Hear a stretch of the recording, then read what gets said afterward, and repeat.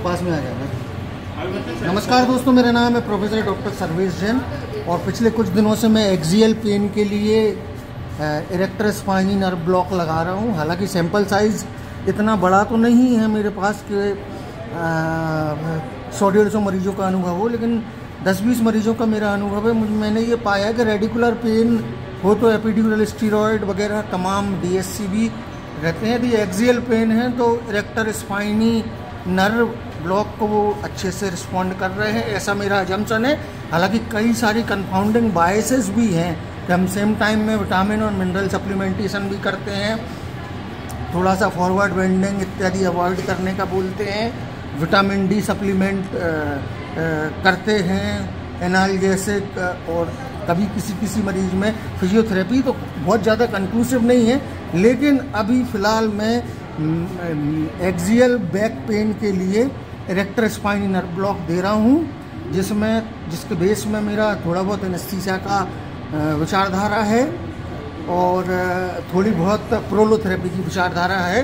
Prolotherapy के हिसाब से ही प्रोलोथेरेपी के लिटरेचर से मैंने जो सीखा है उसके आधार पर मैं आपको बता देता हूँ कि एवरेज बिल्ट एडल्ट पेशेंट में ये मिड लाइन है आपकी, जो ये ऊपर तक गई हुई है मिड लाइन है, इससे 1 सेंटीमीटर की डिस्टेंस पे जो बोन हिट होती है वो तकरीबन फैसेट जॉइंट का बताया है, फैसेट पिलर की लोकेशन बताई गई है, और 2 सेंटीमीटर की डिस्टेंस पे ट्रांसवर्स प्रोसेस की टिप बताई गई है।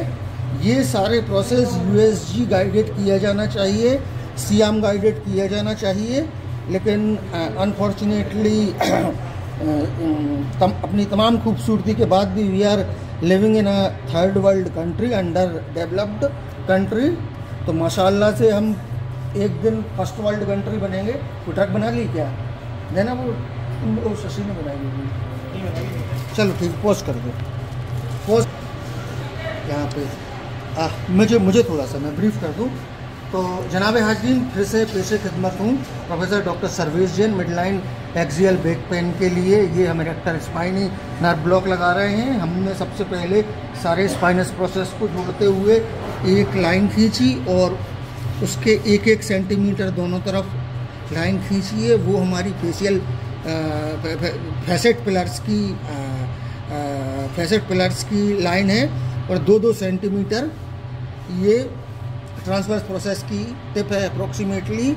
ये सारा एजम्पशन है, कायदे से ये प्रोसीजर USG और सियाम गाइडेड होना चाहिए। ये मेरा प्रोलोथेरेपी की ट्रेनिंग के दौरान का ज्ञान है जो मैंने यहाँ अप्लाई करी है। इसमें मैं स्टीरॉयड, लोकल एनेस्थेटिक ये सॉल्यूशन है, और मैं बोन हिट करके इंजेक्ट कर दूंगा। इरेक्टर स्पाइनी मसल्स वो मसल कहलाती हैं जो tip of the transverse process से ऊपर से लेकर नीचे तक अटैच रहती हैं, और जो ये इंजेक्टेंट इंजेक्ट किया जाता है ये उस इलाके में किया जाता है। So I can not be precise about mechanism of action, but at least it is giving me moderate kind of success in axial back pen.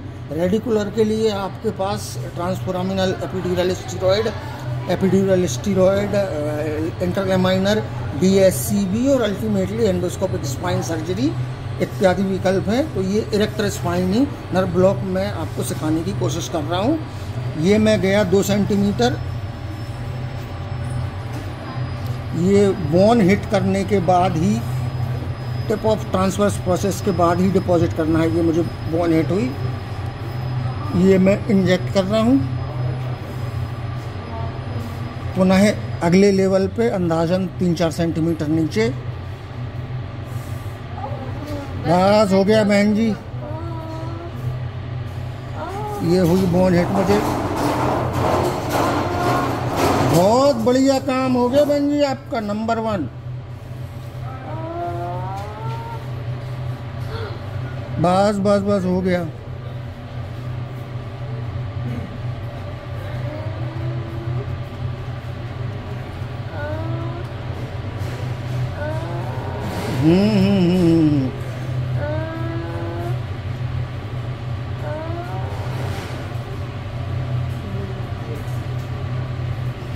चलो ऑफ कर दो।